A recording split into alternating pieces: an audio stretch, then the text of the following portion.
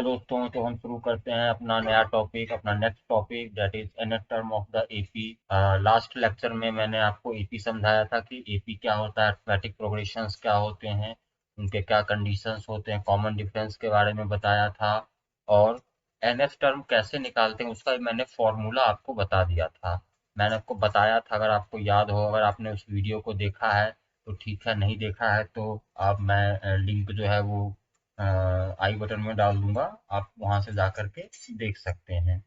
तो लास्ट में मैंने फॉर्मूला बता दिया था कि अगर हमारा कोई टर्म है ए एन, मतलब कोई एपी है जिसका फर्स्ट टर्म क्या है, ए इज द फर्स्ट टर्म, अगर उसका फर्स्ट टर्म ए है, कॉमन डिफरेंस क्या है, common difference C D, common difference अगर उसका डी है, तो उसका एनएफ टर्म को कैसे हम रिप्रेजेंट करेंगे, ए एन से रिप्रेजेंट करेंगे। उसे कैसे लिखते हैं, a n equals to a plus N minus one into d है। तो अगर हमें सेकेंड टर्म निकालना होगा, मतलब ए प्लस डी, ये क्या होगा, सेकेंड टर्म मतलब ए टू, ठीक है। अगर हमें ए थ्री निकालना होगा तो a plus N minus one, यहाँ पे एन की जगह क्या है, थ्री है, तो three minus one into d, मतलब in short a plus two d. उसी तरीके से अगर हमें उस ईपी का टेंथ टर्म निकालना होगा तो a plus ten minus N की जगह क्या है, टेन है, मतलब एक कम कर देना है, ten minus one into D. आप उसको सीधा ऐसे ए प्लस नाइन डी भी लिख सकते हैं, ठीक है। उसी तरीके से अगर ए का हंड्रेड टर्म निकालना होगा, मतलब ए प्लस हंड्रेड में से एक कम करेंगे तो नाइन्टी नाइन डी। तो ये वाला हमारा फॉर्मूला है नेक्स्ट टर्म निकालने का। चलिए इस पे कुछ एग्जाम्पल्स हम करके देख लेते हैं, ठीक है। चलो एक चीज मैं आपको यहाँ पे जो लिखा हुआ ये भी मैं आपको बता देता हूँ। ये लिखा हुआ है कि ए एन को हम क्या बोलते हैं, एनएफ टर्म कहते हैं उसको, या फिर एपी का एक जनरल टर्म भी बोलते हैं। और अगर एनएफ टर्म जो होगा वो लास्ट टर्म है, मान लो अगर कोई टर्म है लास्ट टर्म, तो उसको एल से रिप्रेजेंट करते हैं। मान लो कि एक एपी में 10 टर्म है, तो ए टेन को हम क्या बोलेंगे, लास्ट टर्म। लास्ट टर्म को कभी कभी हम एल से भी रिप्रेजेंट करते हैं, लास्ट टर्म को किससे रिप्रेजेंट करते हैं, एल से, ठीक है। तो बस इतना ही है, कुछ खास इसमें है नहीं। तो चलिए एग्जांपल नंबर थ्री देखिए क्या कह रहा है। एग्जांपल नंबर थ्री में find the tenth term of the AP. Tenth term of the AP मतलब ए टेन निकालना है। कौन से एपी का, इस एपी का, two seven twelve dot dot dot दिया हुआ है।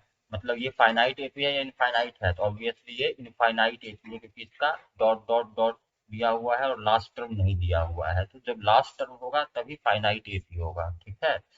तो कह रहा है कि टू सेवन ट्वेल्व में, तो हमें ए टेन निकालना है। ए टेन निकालने के लिए क्या चाहिए, a plus ten minus one into d, मतलब ए प्लस नाइन डी चाहिए, ठीक है। A plus nine d a ten होगा, इसमें ए चाहिए और डी चाहिए।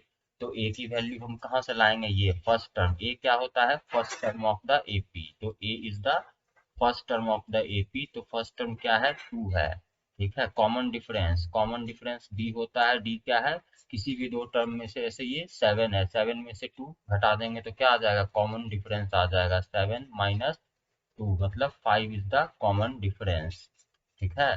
तो बस ए टेन की वैल्यू क्या है, ए प्लस नाइन डी। ए की जगह क्या डालेंगे, ए की जगह हम डालेंगे टू, और नाइन डी की जगह क्या डालेंगे, फाइव, क्योंकि कॉमन डिफरेंस क्या है हमारा, फाइव है।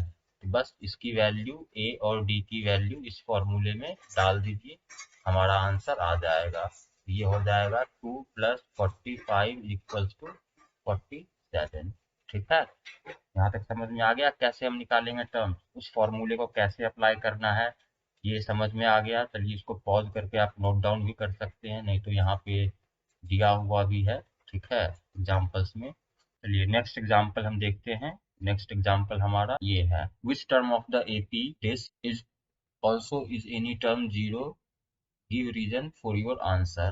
कह रहा है क्या कि इस एपी का कौन सा टर्म जो है वो माइनस एट्टी वन है, ठीक है, और क्या कोई टर्म जीरो भी है या नहीं है, आपको ये पता लगाना है। दो चीजें पता लगानी है कि क्या माइनस एट्टी वन भी है और क्या जीरो भी है।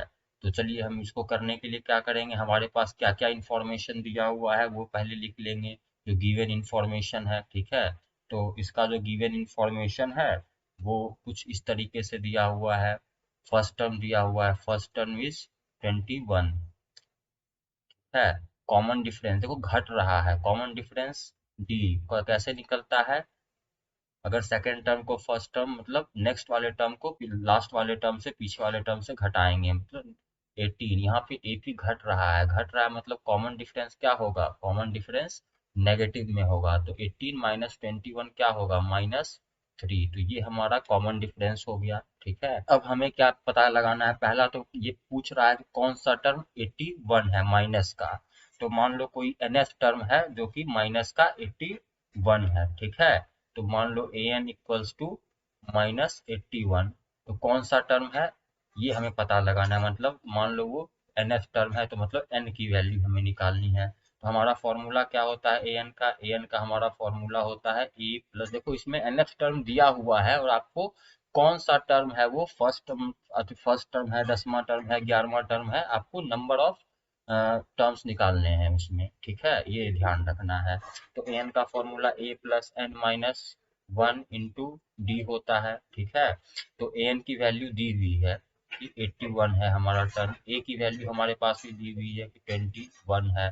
ठीक है, एन की वैल्यू नहीं दी हुई है, हमें निकालना है। डी की वैल्यू -3 दी हुई है। तो ए प्लस, सॉरी यहाँ पे एक प्लस का साइन आएगा। ठीक है, 21 प्लस होगा, 21 प्लस। ठीक है, तो पहले बस ये एक नॉर्मल सा हमारा इक्वेशन है, इस इक्वेशन से एन की वैल्यू आ जाएगी। इस इक्वेशन को अगर आप सॉल्व करेंगे तो आ जाएगी एन की वैल्यू, इसमें क्या है ना।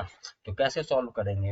आई होप कि आप लोगों को आता होगा सॉल्व करना, फिर भी मैं आपको बता देता हूँ। देखो ये 21 प्लस, इसको अंदर लेके जाएंगे। ठीक है, मतलब सिंप्लीफाई करेंगे सबसे पहले, तो प्लस -3 इंटू एन क्या हो जाएगा? -3n हो जाएगा। -3 इंटू 3 क्या हो जाएगा? +3 हो जाएगा। ठीक है, तो अब क्या होगा? ये -81 है, इसको आप फ्लिप भी कर सकते हैं, मतलब अगर -81 को उस तरफ आपको लिखना अच्छा लगता हो तो आप वो भी लिख सकते हैं। ठीक है, -3n, 21 प्लस 3 24, -3n। अब इसको ऐसे भी लिख सकते हैं कि -3n plus 24 is equals to -81। ठीक है, अब -3n -24 प्लस 24 उधर जाएगा तो क्या बनेगा? -24, तो -81 -24, तो -3n इज इक्वल्स टू क्या हो जाएगा? इसको अगर आप सॉल्व करेंगे तो ये -105 होगा, ये माइनस और ये माइनस कैंसल होके प्लस हो जाएगा। तो n इक्वल्स टू क्या होगा? 105 अपॉन 3, 3 3 जा 9 और 3 5 जा मतलब 35th टर्म होगा। n इक्वल्स टू 35, मतलब इसका जो है इसमें जो 35th टर्म जो होगा वो क्या होगा? 35th टर्म जो होगा वो क्या है? -81 हो गया। आ गया। अब दूसरा हमें क्या निकालना है? कह रहा है क्या एन किसी कोई ऐसा टर्म है जिसमें एन की वैल्यू, मतलब कौन से टर्म में एन की वैल्यू 0 होगी? क्या ऐसा हो सकता है? पॉसिबल है? तो सीधी सी बात है, अब ये जो फॉर्मूला आपने लिखा है इसी फॉर्मूले में ए एन की वैल्यू अगली बार क्या करेंगे? 0 कर देंगे और एन की वैल्यू निकालेंगे। तो इसको मैं थोड़ा सा इसको आप नोट भी कर सकते हैं, इसको मैं थोड़ा सा इरेज करता हूँ और सेकंड पार्ट ऑफ क्वेश्चन करते हैं। ठीक है, तो इसी में ए की वैल्यू क्या है? ए की value A plus N minus 1 into D is equals to क्या है? ए एन है। ठीक है, ए एन की वैल्यू क्या क्या पता करना है? क्या किसी टर्म की वैल्यू 0 है या नहीं? देखो इस फॉर्मूले में एन की वैल्यू ए एन की वैल्यू 0 पुट करेंगे। ठीक है, एन अगर कोई एक इंटीजर आ गया, ठीक है, पॉजिटिव इंटीजर आ गया, क्या आ गया? होल नंबर, पॉजिटिव इंटीजर, या फिर बोलो नेचुरल नंबर आ गया। ठीक है, एन की वैल्यू क्या आनी चाहिए? एन अगर नेचुरल नंबर आ गया जैसे 10 12 18 20 ऐसा कुछ आ गया, मतलब क्या है? हाँ, ऐसा पॉसिबल है। लेकिन अगर एन की वैल्यू कभी ऐसा आ गया कि 3/2, तो 3/2 कोई टर्म थोड़ी होता है। फ्रैक्शनल वैल्यूज अगर आ जाएंगी तो फ्रैक्शनल टर्म्स तो होते नहीं है एपी में। ठीक है, 3/2 आ गया या 9/7 आ गया, इस तरह की अगर कोई वैल्यू आ गई या नेगेटिव वैल्यूज आ गई, ठीक है, कोई वैल्यू नेगेटिव आ गया, मतलब उस तरह का टर्म उस एपी में पॉसिबल नहीं है। वैसे जनरली नेगेटिव तो नहीं आता है। ठीक है, फ्रैक्शनल वैल्यूज आ जाता है। ठीक है, तो बस हम चेक करते हैं। ए की वैल्यू क्या दी हुई है? 21 दी हुई है। एन की वैल्यू हमें नहीं मालूम है। डी की वैल्यू -3 दी हुई है। फिर से वही काम करेंगे, 21 ये -3n हो जाएगा, सिंप्लीफाई करेंगे और कुछ नहीं करना है, बस सिंप्लीफाई करना है। इज इक्वल्स टू 0, तो ये 24 माइनस 3n इक्वल्स टू 0, इसको इधर लेके जाओ तो 3n इक्वल्स टू क्या हो जाएगा 24, तो n इक्वल्स टू क्या हो जाएगा 24/3, 24/3 8, मतलब एक टर्म जो होगा वो क्या होगा 0 होगा, ये टर्म 0 कौन सा होगा 8 टर्म। ठीक है, तो लिखे कि hence 35th term of the given AP is -81, और फिर इसको सॉल्व करने के बाद कि 8th टर्म इज 0। ठीक है, तो बस ऐसे ही सॉल्व करना है, कुछ नहीं करना है, वैल्यू को पुट करना है और रिजल्ट आ जाएगा आपका। आई होप कि आपको, उम्मीद कर रहा हूँ कि आपको समझ में आ रहा है, नहीं समझ में आ रहा है तो वीडियो को पॉज करके वापस से देखिए, और लास्ट वाला वीडियो जो है, लास्ट लेक्चर जो मैंने बताया था एपी का जो फर्स्ट लेक्चर है उसको भी देखिए। ठीक है, मैं इसमें कोशिश कर रहा हूँ कि आपको टर्म 2 की पूरी सिलेबस इस सीरीज में मैं आपको बना के एटलीस्ट 20-25 दिनों में, 10-15 दिनों में कर दूँ। मैक्सिमम 20-25 दिन लगेंगे, इतना टाइम मेरे पास भी नहीं रहता है कि, और वीडियो अच्छा लग रहा हो तो लाइक शेयर कीजिए ताकि मुझे भी एक मोटिवेशन मिले आगे वीडियोस बनाने का। देखो, अभी नेक्स्ट एग्जांपल करते हैं। नेक्स्ट एग्जांपल क्या कह रहा है determine the AP whose third term is 5, कह रहा है कि एक ऐसा एपी निकालो जिसका थर्ड टर्म क्या है 5 है, एंड सेवेंथ टर्म इज 9, और सेवेंथ टर्म क्या है 9 है। ठीक है, देखो हम एपी अगर हमें निकालना हो तो हमें दो चीज चाहिए, या तो एक तो फर्स्ट टर्म चाहिए ए चाहिए, और दूसरा क्या चाहिए डी चाहिए, कॉमन डिफरेंस। अगर ए और डी आ जाएगा तो एपी निकल जाएगा, क्योंकि एपी का जो पहला टर्म होता है ए होता है, दूसरा टर्म ए प्लस डी होता है, तीसरा टर्म ए प्लस 3d होता है, सॉरी ए प्लस 2d होता है, चौथा टर्म ए प्लस 3d होता है। तो ऐसे करके हम सारे टर्म्स निकाल सकते हैं, गिवन कि हमारे पास ये दो चीज पता हो। लेकिन इसमें हमें ये दो चीज नहीं पता, हमें तीसरी टर्म की वैल्यू पता है और सेवेंथ टर्म की वैल्यू पता है। तो हम इस दोनों से क्या करेंगे, दिए हुए चीज से हम क्या करेंगे ए और डी की वैल्यू निकालने की कोशिश करेंगे। चलो ए और डी की वैल्यू कैसे निकलेगी, तो बस ए एन का फॉर्मूला लगा दो, ए थ्री की वैल्यू क्या होगी ए प्लस 2d होगी। ए एन को क्या लिखते हैं ए एन का फॉर्मूला हमेशा यूज होगा, ये ध्यान रखना है, a n equal to a plus N minus 1 into d, है ना। तो अगर यहाँ 3 है तो यहाँ 2d आ जाएगा, तो a plus 2d equals to 5 होगा। और इस वाले गिवन जो हमारा ये जो दिया हुआ है इससे क्या होगा, इससे हमारा क्या होगा ए प्लस 6d, 7 दिया हुआ मतलब a plus 6 - 1, sorry 7 - 1 into d, a plus 6d equals to 9 हो जाएगा। ठीक है, मैंने कुछ नहीं किया, बस ए एन को इस फॉर्म में लिखा है। ठीक है, a plus N minus 1 into d. अब दो इक्वेशन दिए हुए हैं, और आपको मान लो इसको इक्वेशन 1 मान लो और इसको इक्वेशन 2 मान लो। अगर इक्वेशन 1 को या इक्वेशन 2 को 1 से घटा दो, इक्वेशन 2 माइनस इक्वेशन 1 कर दो, इक्वेशन 2 माइनस इक्वेशन 1 करेंगे तो क्या होगा, ये अब कुछ नहीं है, अब ये जो बन गया ये हमारा जनरल एक linear equation in two variable हो गया, और linear equation in two variable आपको करना आता है। तो सेकंड वाले इक्वेशन को फर्स्ट वाले इक्वेशन से घटा दो, दो इक्वेशन है दो सॉल्यूशन हमें निकालने हैं, तो a plus D equals to 9 हो जाएगा, और ए प्लस 2d इक्वल्स टू 5। क्या करना है, दूसरे वाले इक्वेशन को पहले वाले इक्वेशन से घटाना है, मतलब माइनस करना है, तो यहाँ भी एक माइनस करेंगे, यहाँ भी माइनस और यहाँ भी माइनस। ठीक है, तो ये तो कट के a माइनस ए क्या हो जाएगा 0 हो जाएगा, 6 - 2d मतलब 4d हो जाएगा। 4d इक्वल्स टू क्या हो जाएगा 9 - 5, 9 - 5 कितना होगा 4 होगा। तो यहाँ से क्या आएगा 4d इक्वल्स टू 4, तो d इक्वल्स टू 4/4 मतलब d इक्वल्स टू 1। ठीक है, अब इस d की वैल्यू किसी भी एक इक्वेशन में डाल दो, पुट वैल्यू ऑफ d इन 1, मान लो इस d की वैल्यू 1 इस इक्वेशन में अगर हम डाल देंगे तो a की वैल्यू आ जाएगी, दोनों में से किसी इक्वेशन में डाल सकते हैं, मैं 1 में डाल रहा हूँ, आप चाहो तो 2 में भी डाल सकते हो। तो a plus 2d equals to 5 है, d की वैल्यू 1 है, मतलब a plus 2 into D 1, 2 into 1 is 1, sorry 2 into 1 is 2 equals to 5। तो a की वैल्यू क्या आ जाएगी 5 माइनस 2 इक्वल्स टू 3। अब हमारे पास दो वैल्यूज आ गई हैं, मतलब कौन कौन सी वैल्यूज आ गई हैं, एक तो a की वैल्यू आ गई है, ठीक है, और दूसरा हमारे पास d की वैल्यू आ गई है। और ap जो अर्थमेटिक प्रोग्रेशन होता है उसको निकालने के लिए ये दो वैल्यू सफिशियंट हैं। तो पहला टर्म क्या होगा, पहला टर्म तो a होगा 3, दूसरा टर्म क्या होगा a प्लस डी होगा, मतलब 3 + 1 4, तीसरा टर्म क्या होगा a प्लस 2d मतलब a प्लस 2 इंटू डी।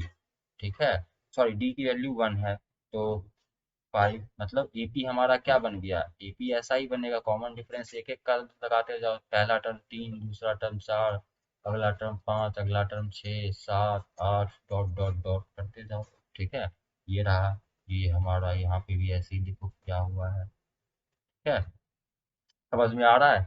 चलिए नेक्स्ट देखते हैं, अगर कुछ दूसरा एग्जाम्पल, कुछ एक यूनिक एग्जाम्पल अगर मिल जाए तो। ये एग्जाम्पल नंबर 6 क्या कह रहा है, check whether 300 is a term in the list of number this और दिस। मतलब कह रहा है कि ये कोई एक एपी दिया हुआ है, ठीक है, पहले एक लिस्ट ऑफ नंबर दिया हुआ है, एपी नहीं दिया हुआ है, तो आपको पहले चेक करना है क्या कॉमन डिफरेंस बराबर है। ठीक है, लिस्ट ऑफ नंबर क्या दिया हुआ है, 5 दिया हुआ है, देन 11 दिया हुआ है, थर्ड टर्म 17 दिया हुआ है, नेक्स्ट 23 दिया हुआ है। अब इन दोनों को घटा कर देखो, 11 माइनस 5, ठीक है, मतलब इसको A2 माइनस A1 कह सकते हो। ठीक है, क्या कह सकते हो ऐसे लिखने के लिए एज अ टर्म की A2 minus A1, A2 minus A1 की वैल्यू क्या दी हुई है, A2 माइनस A1 मतलब 11 माइनस 5 6। ठीक है, उसके बाद A3 माइनस A2 कर लो, हर दो टर्म के बीच का कॉमन डिफरेंस, सॉरी डिफरेंस जो होना चाहिए वो क्या आना चाहिए, बराबर आना चाहिए, तो यहाँ 6 आ रहा है। फिर 23 में से 17 घटेगा, 23 में से 17 घटेगा तो भी 6 आएगा, मतलब A4 माइनस A3 भी 6 आ रहा है। मतलब क्या कॉमन डिफरेंसेस जो क्या है, हर दो टर्म के बीच का डिफरेंस क्या है, बराबर है, इसलिए हम क्या कहेंगे, hence the given list of numbers are in AP. ठीक है, the given list of numbers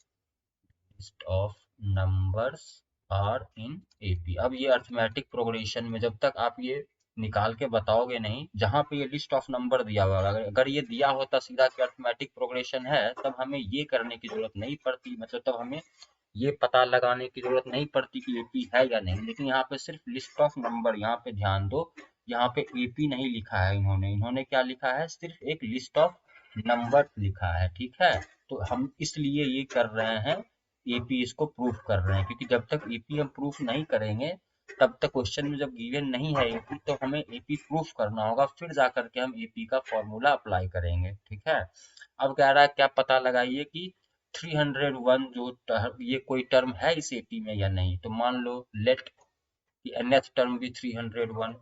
ठीक है, मान लिया कि ए एन इक्वल्स टू 301। अब एन की वैल्यू निकालेंगे, एन की वैल्यू अगर नेचुरल नंबर आ गया मतलब क्या है एपी। नहीं आया नेचुरल नंबर मतलब एपी नहीं है, कोई फ्रैक्शनल नंबर आ जाएगा तो एपी नहीं होगा। तो ए फर्स्ट टर्म क्या है, a plus N minus n, a n का फॉर्मूला यही है ना, 301 a plus N minus 1 into d. ठीक है, ए की वैल्यू क्या है, ए की वैल्यू 5 है, प्लस एन माइनस 1 ऐसे ही हो जाएगा, डी की वैल्यू क्या है, डी कॉमन डिफरेंस हमारा क्या है 6 है, तो यहाँ पे 6 ले लोगे, इंटू 6 ले लिया, इज इक्वल्स टू 301। अब बस इसको सॉल्व कर लो, इस इक्वेशन को, इसको सॉल्व करोगे, देखो यहाँ पे सॉल्व किया हुआ है, खुद भी आप बिल्कुल नॉर्मल सा प्रोसीजर है, एक लीनियर इक्वेशन है, इसको सॉल्व करना है। इसकी वैल्यू अगर निकाल रहे हैं तो n इक्वल्स टू ये देखो 151/3 आ रहा है, n इक्वल्स टू क्या आ रहा है 151/3, मतलब क्या है ये फ्रैक्शनल नंबर है। तो देखो पहला टर्म हो सकता है, दूसरा टर्म हो सकता है, तीसरा टर्म हो सकता है। कोई कहे 3.5 टर्म, तो 3.5 टर्म का कोई मतलब थोड़ी होता है, टर्म या तो हमेशा टर्म नंबर ऑफ टर्म्स होंगे, nth टर्म जो होगा वो हमेशा नेचुरल नंबर होगा। ठीक है, तो यहाँ पे कहें कि n should be a positive, but n should be a positive integer. क्या होना चाहिए था, पॉजिटिव इंटीजर होना चाहिए था, या फिर नेचुरल नंबर, ऐसा भी आप लिख सकते हो, पॉजिटिव इंटीजर को ही नेचुरल नंबर भी कहते हैं। तो इसलिए कहोगे कि since n should be a positive integer and here n is an fractional number, hence 301 is not a term of the given list of numbers। ठीक है, तो समझ में आ गया होगा यहाँ तक। नहीं समझ में आया तो वीडियो को पॉज कीजिए, रिवाइंड कीजिए। ठीक है, देखो जब भी ये आपको पता करना होगा कि कोई टर्म उस एपी में या फिर उस लिस्ट ऑफ नंबर में है या नहीं, तो आपको बस n की वैल्यू निकालनी है, और n की वैल्यू अगर पॉजिटिव इंटीजर आ गया, पॉजिटिव इंटीजर आ गया, पॉजिटिव इंटीजर मतलब क्या, 1 2 3 4 5 6 7, तो वो वैल्यूज क्या होंगे, वो वैल्यू, वो जो टर्म होगा वो एपी में होगा। अगर कोई टर्म ऐसा आ गया मतलब डेसिमल नंबर आ गया या फ्रैक्शनल नंबर आ गया, 7/9 8/7, कुछ इस तरह की कोई वैल्यूज आ गई, ठीक है, या फिर कोई नेगेटिव वैल्यूज आ गई, ठीक है, नेगेटिव वैल्यूज अगर आ गई, तो हम क्या कहेंगे कि वो टर्म जो है एपी में नहीं है। ठीक है, तो कभी कभी ना आपको क्वेश्चन में जो वर्ड प्रॉब्लम्स होते हैं जो उनमें दिए हुए हैं, जो गिवन है स्टेटमेंट को पकड़ के, स्टेटमेंट जो दिया हुआ उसके हिसाब से आपको लिस्ट बनाना पड़ेगा और चेक करना पड़ेगा कि एपी में है या नहीं। जैसे ये वाला एक थोड़ा सा अलग एग्जांपल है, कह रहा है कि how many 2 digits number are divisible by 3। तो कह रहा है कि 2 डिजिट के ऐसे कितने नंबर होंगे जो 3 से डिविजिबल होंगे। तो 2 डिजिट के नंबर, पहला नंबर बताओ जो 3 से डिविजिबल होगा। 9। 9 तो 1 डिजिट का है। 3 1 जा 3, 3 2 जा 6, 3 3 जा 9 और 3 4 जा 12, मतलब 12 होगा। नेक्स्ट कौन सा होगा, 3 5 जा 15। नेक्स्ट कौन सा होगा, 3 6 जा 18। ठीक है, ऐसे। और लास्ट कौन सा होगा, तो 2 डिजिट लास्ट नंबर क्या होता है, 99 होता है। क्या 99 3 से डिविजिबल है, तो हाँ है। तो अगर 99 3 से डिविजिबल है, मतलब इस सीरीज का लास्ट डिजिट जो होगा वो 99 होगा। क्यों, क्योंकि यहाँ पे कह रहा है 2 डिजिट नंबर, ठीक है, डिविजिबल बाय 3। तो अब देखो हमें क्या करना है, हमें पता लगाना है कि ये टोटल इस एपी सीरीज में कितने नंबर हैं। क्यों, क्योंकि ये फाइनाइट सीरीज है। ठीक है, देखो डॉट डॉट डॉट के बाद एक कुछ लास्ट इसमें टर्म डिफाइन है, इसलिए ये फाइनाइट सीरीज है। ठीक है, तो इनके बीच में कितने नंबर्स हैं ये पता लगाने के लिए हम क्या करेंगे, इसमें चूंकि अब चेक करेंगे क्या ये एपी है। तो चूंकि यहाँ पे देखो इनका डिफरेंस 3 है, इन दोनों टर्म का डिफरेंस भी 3 है, मतलब हर टर्म का डिफरेंस क्या है, 3 है। मतलब ये एपी में है। एपी में है तो फर्स्ट टर्म क्या है, 12 है। कॉमन डिफरेंस क्या आ रहा है, 3 आ रहा है। लास्ट टर्म कह लो या फिर nth टर्म कह लो, an की वैल्यू, कहीं कहीं इसको लास्ट टर्म भी लिखा होता है। ठीक है, एल या, ठीक है, को या तो एल लिख लो या ए एन लिख लो, ज्यादा अच्छा है ए एन ही लिखो, कोई फर्क नहीं पड़ना है। अब हमें निकालना है कितने टर्म है, तो जितने, मतलब जो, अगर ये 11वां टर्म है, मतलब टोटल नंबर ऑफ डिजिट्स कितने होंगे, 11 होंगे टर्म्स। मतलब हमें इस टर्म, ये कौन सा टर्म है, ठीक है, इस टर्म की हमें पोजीशन चाहिए। ठीक है, मतलब एन की वैल्यू हमें चाहिए, जो एन की वैल्यू होगी उतने ही नंबर ऑफ टर्म्स इसमें होंगे, जाहिर सी बात है। तो फिर से वही formula, A plus N minus one into D equals to A N. और ए एन की वैल्यू लास्ट टर्म क्या है, 99 है। अगर ये मान लो 12वां टर्म है, मतलब इस एपी में 12 टर्म है। ठीक है, तो यहाँ से एन की वैल्यू निकाल लेनी है। तो ये 12 plus N minus one, D की वैल्यू 3। बस वैल्यू जब निकाल लो, अब निकाल ही लोगे ऐसे करके, या देखो निकाला हुआ है, इसको बस नॉर्मली सॉल्व करना है। ये एन इक्वल्स टू क्या आ रहा है, एन इक्वल्स टू 29 आ रहा है। ठीक है, 29 प्लस 130 आ रहा है इनकी वैल्यू। तो इसको जब आप सॉल्व करेंगे, नॉर्मल लीनियर इक्वेशन है, बहुत आसान होगा सॉल्व करना। सॉल्व तो मैंने ऊपर में 2 3 इक्वेशंस करके जैसे सॉल्व किया, वैसे इसको सॉल्व करेंगे तो n इक्वल्स टू 30 आ जाएगा। मतलब टोटल ऐसे कितने नंबर है, 30 नंबर हैं। ठीक है, 2 डिजिट के, जो कि किससे डिविजिबल है, 3 से, मतलब 30 नंबर। कुछ और यूनिक अगर एग्जाम्पल्स हैं इस तरह के तो देख लेते हैं। नेक्स्ट ये एग्जाम्पल नंबर 8 देखते हैं। 8 में क्या कह रहा है, find the 11th term from the last term towards the first term of the AP this. कह रहा है कि 11th टर्म निकालना है आपको। ठीक है, लास्ट से 11th, फर्स्ट से 11th नहीं, किसका, इस एपी का। तो देखो एपी जो दिया हुआ है हमारा, जो गिवन एपी है वो घट रहा है, 10 7 4 डॉट डॉट डॉट -62। ठीक है, तो आपको लास्ट से 11th टर्म निकालने का तो कोई फॉर्मूला जनरली अभी दिया हुआ नहीं है, ऐसे शॉर्टकट ट्रिक है जो आप sequence and series 11th class में पढ़ोगे आगे चल के, लेकिन वो भी तब काम आएगा जब आपको, यहाँ पे आपको बस इतना समझो कि आपको तो फॉर्मूला जो वो फर्स्ट से दिया हुआ है निकालना। यहाँ ध्यान रखना है, ये लास्ट से 11th टर्म बोल रहा है, मतलब जब हम इधर से इधर की ओर चलेंगे तो ये 11th टर्म होना चाहिए। ठीक है, तो हमारा सीक्वेंस क्या होगा, मतलब 11th टर्म हमारा कौन सा होगा, ये पता लगाना है। तो जनरली आप इसमें देखो, ये एक फाइनाइट सीरीज है जिसमें फर्स्ट टर्म की वैल्यू 10 दी हुई है, लास्ट टर्म या nth टर्म की वैल्यू क्या दी हुई है, -62 दी हुई है। तो आप लास्ट टर्म कौन सा टर्म है, मतलब नंबर ऑफ टर्म्स कितने हैं, आप वो निकाल लो। वो कैसे निकालेंगे, a plus N minus one into d से निकालेंगे। A plus N minus one into D equals to -62 put कर देंगे, ए की वैल्यू 10 पुट करेंगे। कॉमन डिफरेंस कितना घट रहा है, 7 माइनस -3, कॉमन डिफरेंस कितना है, -3 का है। ठीक है, तो a plus N minus one into फिर से -3 इक्वल्स टू -62। इसको जब आप सॉल्व करेंगे तो आपका आ जाएगा n इक्वल्स टू 25। ठीक है, तो कह रहा है कि n equals to total number of terms इसमें कितने हो गए, 25 टर्म है। ठीक है, मान लो यहाँ पे 25 टर्म है, ये फर्स्ट टर्म है, ये सेकेंड टर्म है, ये थर्ड टर्म है, ये फोर्थ है, ये फिफ्थ है, और ये ऐसे करके 25 है। ठीक है, अब अगर आपको लास्ट से 25वां टर्म मतलब क्या है, अगर हम इधर से काउंटिंग करें, ये तो इस तरफ से काउंटिंग करने में है। ठीक है, लेकिन अगर हम इस तरफ से काउंटिंग करें तो ये हमारा फर्स्ट होगा और ये हमारा 25th टर्म होगा। ठीक है, ये वाला जो सेकंड टर्म है वो सेकंड टर्म कौन सा टर्म है, 25th माइनस 1, है ना। अगर हम इधर से काउंट करें, ठीक है, उल्टा काउंट करें, इधर से काउंट करें तो 25th माइनस 2, ये वाला टर्म। ठीक है, ये वाला टर्म, ये वाला मतलब कौन सा, फोर्थ टर्म। फोर्थ टर्म में क्या करना पड़ता, सॉरी फोर्थ टर्म में क्या करना पड़ेगा, 25th 25 टर्म है माइनस 3, ये तीन टर्म को हटाना पड़ेगा। ठीक है, मतलब ये 22nd टर्म है। तो अगर हमें 11th टर्म काउंट, देखो अगर लास्ट से, लास्ट टर्म क्या था, 25th था, सेकेंड लास्ट टर्म कौन सा था, 25 माइनस 1, थर्ड लास्ट तो 25 माइनस 2। ठीक है, ये ध्यान रखना है। फोर्थ लास्ट में 25 माइनस 3 हो रहा है, तो 11th लास्ट में टर्म में 11th फ्रॉम लास्ट जो होगा, ठीक है, वो क्या आगे से, ठीक है, 25 माइनस 10th टर्म होगा। समझ में आ रहा है या नहीं आ रहा है, देखो अगर नहीं आ रहा हो तो आप कमेंट बॉक्स में लिख सकते हो। ठीक है, वैसे चलो मैं इसको एक बार और वापस समझाता हूँ ये कैसे होता है। टोटल नंबर ऑफ टर्म्स कितने हैं, देखो 25 हैं।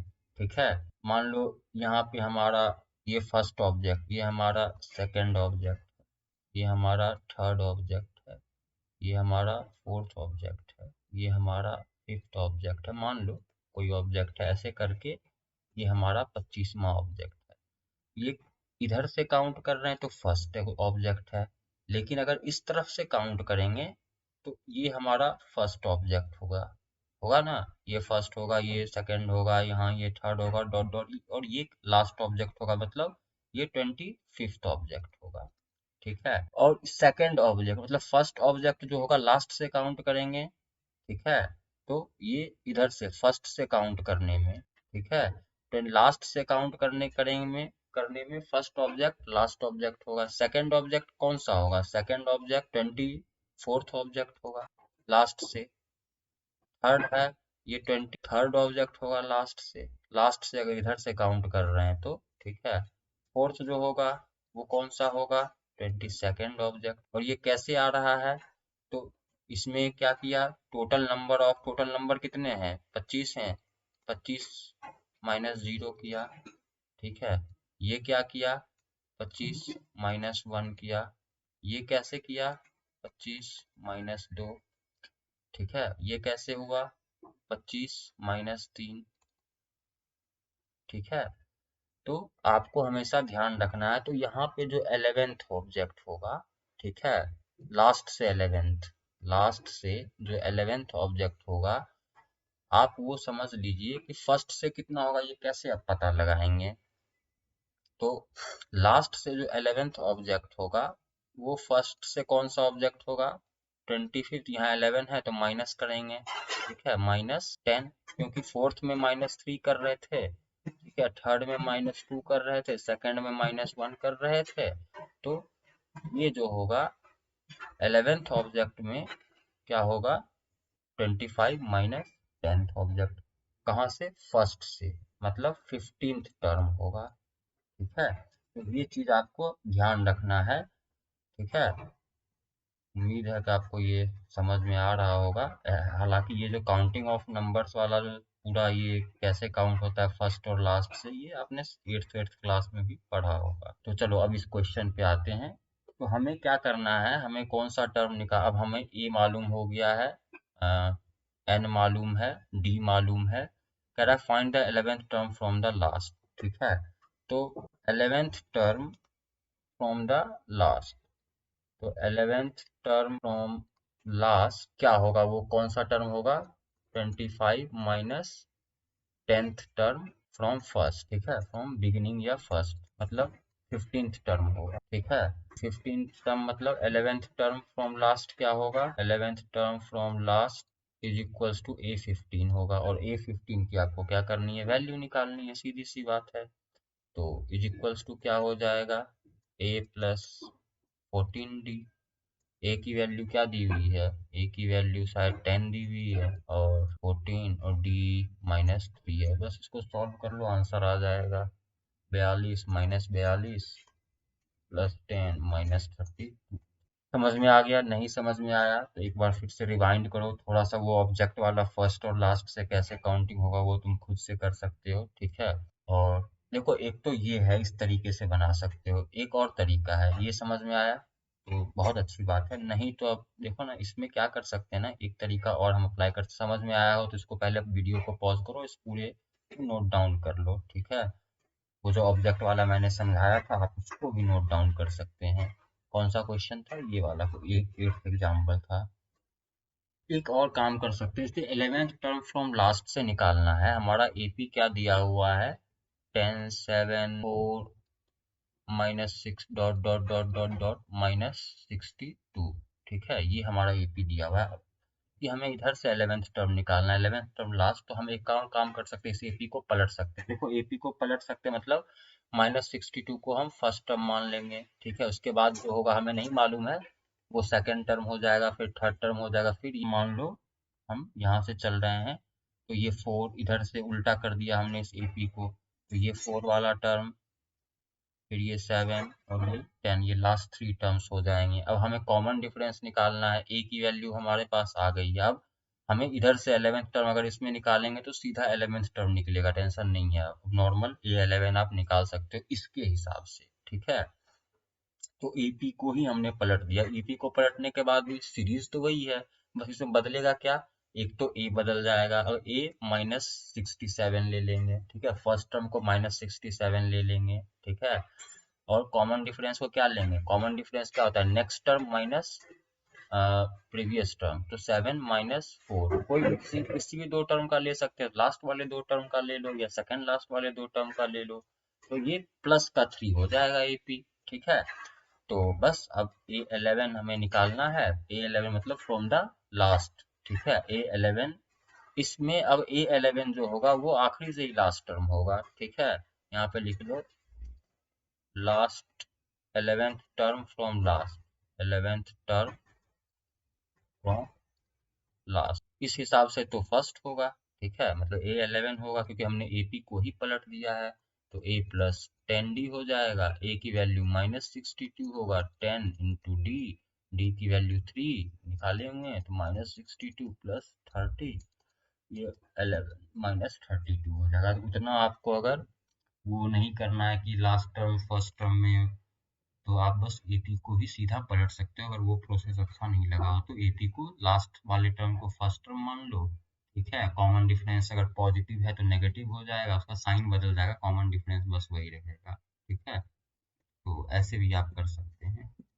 ये अल्टरनेटिव सॉल्यूशन जो है वो देखो यहाँ पे दिया हुआ। चलो, काफी एग्जांपल्स मैंने करवा लिए, अब ये थोड़ा सा एक दो वर्ड प्रॉब्लम है, ठीक है, वो कर लेते हैं। इसमें सिंपल इंटरेस्ट का एक फॉर्मूला आएगा, ध्यान रखना आपको, सिंपल इंटरेस्ट होता है P into R into T into, sorry, P into R into T by 100, ठीक है। तो इस चीज का ध्यान रखना है, कह रहा है, क्वेश्चन को ध्यान से पढ़िए, कह रहा है कि a sum of ₹1000 is invested at 8% simple interest, कितना इन्वेस्ट कर रहा है, 8% पे, ठीक है। Calculate the interest at the end of each year, कह रहा है कि हर साल के आखिरी में कितना इंटरेस्ट आएगा वो आपको कैलकुलेट करना है।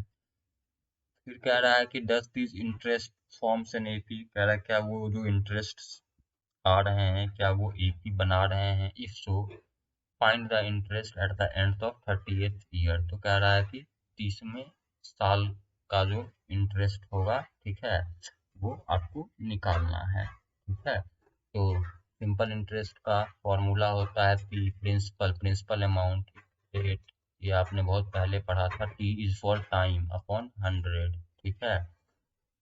तो मान लो इंटरेस्ट एट फर्स्ट ईयर, इसको मैं I1 लिख रहा हूँ। पहले साल के अंत में क्या इंटरेस्ट आएगा?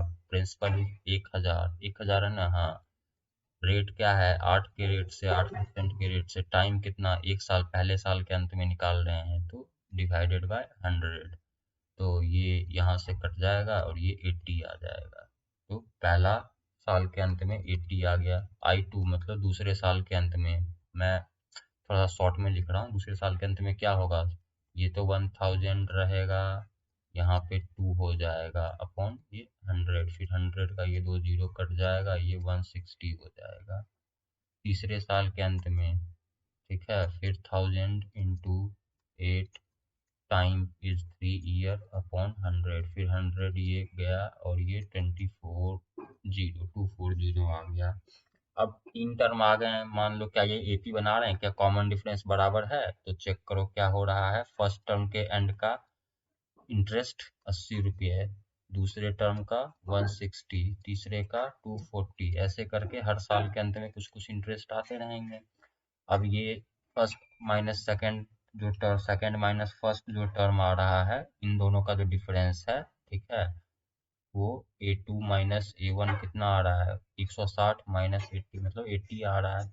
यहाँ भी A3 माइनस A2 मतलब 80 आ रहा है। मतलब क्या है? ये AP फॉर्म कर रहा है। जब AP फॉर्म कर रहा है तो क्या कह रहा है कि 30वें साल के अंत में इंटरेस्ट क्या होगा? तो देखो, जो फर्स्ट टर्म है इस AP का, वो फर्स्ट ईयर के लास्ट का इंटरेस्ट है। ठीक है, जो सेकंड टर्म है वो सेकंड ईयर का इंटरेस्ट है, जो थर्ड टर्म है वो थर्ड ईयर का इंटरेस्ट है।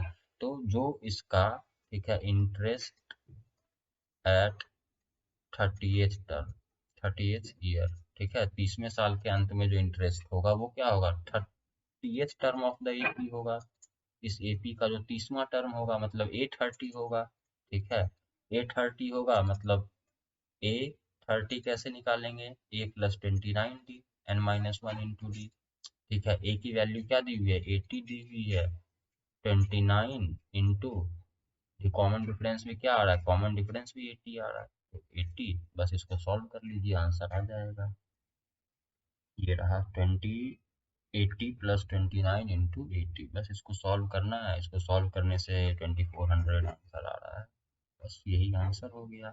चलो ये नेक्स्ट एग्जांपल देख लेते हैं। देखो, मैं एग्जांपल इसलिए करवाता हूँ ना कि जितने एग्जांपल्स होंगे ना, हर एग्जांपल पे एक एक्सरसाइज में एक क्वेश्चन होगा। ठीक है, एग्जांपल्स के ही बेसिस पे एक्सरसाइज के क्वेश्चंस होते हैं, ताकि आपको एग्जांपल्स करना, एक्सरसाइजेस करने में कोई प्रॉब्लम ना हो। एग्जांपल्स अच्छे एग्जांपल्स होते हैं एनसीईआरटी के, ठीक है, one of the best examples होते हैं, इसलिए मैं एनसीईआरटी के एग्जांपल्स करवाना प्रेफर करता हूँ। आप लोगों को भी एग्जांपल्स करने चाहिए। और एक्चुअली होता क्या है, बच्चे एक्सरसाइज तो कर लेते हैं बट एग्जांपल्स छोड़ देते हैं। कभी कभी क्वेश्चंस एग्जांपल से भी आ जाते हैं बोर्ड में, फाइनल बोर्ड में। तो एक्सरसाइज आप खुद करेंगे, कहीं कोई डाउट होगा कमेंट बॉक्स में आप डालेंगे। कंसेप्चुअली समझने में कोई डाउट है तो भी आप कमेंट बॉक्स में पुट ऑन कर सकते हैं। ठीक है, और वीडियो अच्छा लग रहा हो तो लाइक शेयर सब्सक्राइब भी कीजिए, मोटिवेट हम भी हों, आगे वीडियो बनाएं। एग्जाम्पल नंबर 10 देखते हैं, चलिए। In a flower bed there are 23 rose plants in the first row. कह रहा है फर्स्ट रो में 23 रोज प्लांट्स हैं। 21 इन द सेकेंड रो, कह रहा है सेकेंड रो में 21 है। 19 इन द थर्ड रो, 19 जो है वो तीसरे रो में है, एंड सो ऑन। कह रहा है कि ऐसा ही चलता जाएगा। There are 5 rose plants in the last row, कह रहा है लास्ट रो में 5 रोज प्लांट्स मतलब हैं। ठीक है, how many rose are there, तो रोज कितने हैं? तो सीधी सी बात है, ये देखो एक एपी बन रहा है। ठीक है, सबका डिफरेंस बराबर है। एपी का लास्ट टर्म 5 है, तो एपी का लास्ट टर्म 5 है, मतलब ए एन की वैल्यू क्या दी हुई है? 5 दी हुई है। ए की वैल्यू क्या दी हुई है? ए इज 23। कॉमन डिफरेंस कितना है? 21 माइनस 23, मतलब -2 घट रहा है 2 से। ठीक है, तो ए एन इज इक्वल टू 5, तो एन की वैल्यू निकालनी है। जो एन होगा वही लास्ट नंबर ऑफ रोज होगा, तो A+n-1 × D लगा दो। A+n-1 × D equals to 5। तो सीधी बात है, ए की वैल्यू 23 है, प्लस एन, एन हमें पता नहीं है, एन तो निकालना है, तो n-1, डी की वैल्यू हमें पता है, इन डी को इंटू -2 कर दो, बस इसको सॉल्व कर लो। 23, ये -2n और माइनस माइनस +2, ठीक है, इज इक्वल्स टू 5 आ जाएगा, और इसको अगर आप सॉल्व करेंगे तो ये 23 प्लस 2 24 हो जाएगा, ये उधर जाएगा तो माइनस में हो जाएगा, ठीक है 25। तो -2n प्लस 25 इक्वल्स टू 5। मैं स्टेप बाय स्टेप कर रहा हूँ ताकि आपको समझ में आए। ऐसे आप लीनियर इक्वेशन सॉल्व करने आना चाहिए, क्योंकि ये आपने बहुत पहले सीख लिया है। इक्वल्स टू -20 और -2n और ये -20, तो देखो ये माइनस इधर भी है, माइनस इधर भी है, तो ये कट के प्लस हो जाएगा, ठीक है। ये सब तो आपको पता होना चाहिए। तो n इक्वल्स टू 20/, ठीक है 10, मतलब नंबर ऑफ रोज कितने होंगे, number of, let the number of rose of flower be n की वैल्यू 10। यहाँ से ये हमारा आंसर है भैया। अब देखो एक्सरसाइज पे आते हैं। एक्सरसाइज में क्या, एक्सरसाइज मैं आपको डिक्टेट करके बता देता हूँ कि सॉल्व कैसे करना है जनरली, ठीक है। ज़्यादा जैसे जैसे हमने एग्जांपल्स किया बस वैसे एक्सरसाइजेज है। कह रहा fill in the blanks in the following table given that a is the first term. कह रहा कि ए फर्स्ट टर्म है, डी कॉमन डिफरेंस है, a n is the nth term of the A P. तो कह रहा है कि nth टर्म, देखो कहीं कहीं पे क्या है ना, ए की वैल्यू दी हुई है, ये चार चीज में कहीं कहीं डी की वैल्यू दी हुई है, कहीं एन की वैल्यू दी हुई है। जैसे इस चीज में देखो ए डी और एन दिया हुआ है, तो ए एन का फॉर्मूला हम ए एन निकाल लेंगे। इसमें क्या है, डी नहीं दिया हुआ है, बाकी चीजें दी हुई है, बस उसी फॉर्मूले में डालेंगे, ठीक है। देखो इसमें क्या है ना, इस वाले में a n equals to a plus N minus 1 into d, ठीक है। इसमें क्या है ना, कहीं ए एन दिया हुआ है, कहीं ए दिया हुआ है, मतलब इसमें चार चीजें हैं, ए एन, ए एन और डी। इसमें से तीन चीजें दी हुई हैं, तो कोई एक निकालना है। बस जो तीन वैल्यूज दी हुई हैं वो इस इक्वेशन में पुट करो, और जो बाकी जो नहीं दिया हुआ है उसकी वैल्यू निकाल लो, सीधी सी बात। Next, choose the correct choices in the following and justify. अब जस्टिफाई करना है, कह रहा है 38th term of the AP. तो बस एक एपी दिया हो, इसका 30वां टर्म निकालना है, एन का फॉर्मूला यूज करना है, एन इक्वल्स टू 30 पुट करना है। यहाँ से ए इज 10, डी 7 - 10, 7 - 10 इज -3। बस ये वैल्यूज पुट करो, और जनरली जो अभी तक हमने किया है बस वही करना है। इन द फॉलोइंग, मिसिंग टर्म निकालना है। मिसिंग टर्म निकालना है मतलब ठीक है यार, तीन टर्म दिया हुआ है, एसी दिया हुआ है, तो आप निकाल सकते हो सब में। एपी का फॉर्मूला लगेगा, इसमें सेकंड टर्म निकालना है, इसमें फर्स्ट टर्म निकालना है, तो बस जनरल है ये, कुछ खास नहीं है। Which term of AP is 78, बस वही कौन सा टर्म 78 है, तो एन की वैल्यू 78 पुट करो, सॉरी ए एन की वैल्यू 78 पुट करो, ए और डी की वैल्यू निकालो और फॉर्मूले में पुट करो, आंसर आ जाएगा। सब वही है, ठीक है। Find the first 31st term of the AP whose 11th term is given and 16th term. 11th term दिया हुआ है, 16th टर्म दिया हुआ है, मतलब ए 11 दिया हुआ है, मतलब a plus 10 D equals to क्या दिया हुआ है, यहाँ 38 दिया हुआ है, और ए प्लस 16 डी मतलब 15 डी, ठीक है। गुलामा टर्म इज इक्वल्स टू 73 दिया हुआ है। बस दो इक्वेशंस हैं, दो वेरिए, दोनों इक्वेशंस को माइनस कर दो तो डी की वैल्यू आ जाएगी, है ना। बस वो linear equation in two variable की तरह इसको सॉल्व करना है। ये इक्वेशन माइनस करोगे, ए कट जाएगा तो डी की वैल्यू आ जाएगी। डी की वैल्यू इस इक्वेशन में या इस इक्वेशन में, किसी भी इक्वेशन में पुट करके ए की वैल्यू निकाल लो, और फिर 11th टर्म निकाल लो ए प्लस, ठीक है। 31st term, sorry 31st term निकालना है। 31st टर्म मतलब क्या होगा, ए प्लस 30 डी।